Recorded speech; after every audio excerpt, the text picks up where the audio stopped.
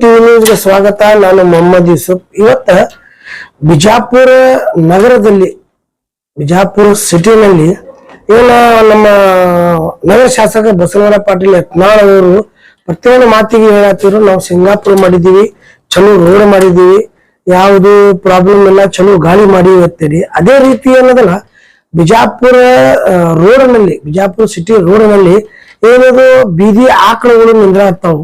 ಅದರಿಂದ ಕೆಲವು ಸರ್ತಿ ಆಕ್ಸಿಡೆಂಟ್ ಆಗ್ಯದ, ಕೆಲವು ಬಾರಿ ಆಕ್ಸಿಡೆಂಟ್ ಆಗ್ಯದ, ಕೆಲವೊಬ್ರು ಗಾಡಿದಿಂದ ಬಿದ್ದಾರೆ. ಅವರು ಬೀದಿ ಆಕಳಿಗೆ ಏನು ಹೇಳಕ್ ಬರಲ್ಲ, ಹಗಲಾಸಿದ್ರು ಅವರು ಎದ್ದು ಹೋಗಲ್ಲ. ಈಗ ಈ ಆಕಳ ಮಾಲಕ ಯಾರು?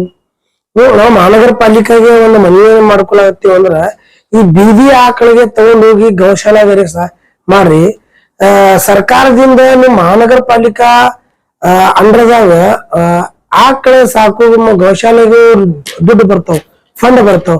ಆ ದುಡ್ಡು ಮಹಾನಗರ ಪಾಲಿಕೆದವ್ರು ಎಲ್ಲಿ ಉಪಯೋಗಿಸ್ತಾರ? ಅದು ಇನ್ನೂ ತನಕ ಯಾರಿಗೂ ಗೊತ್ತಿಲ್ಲ.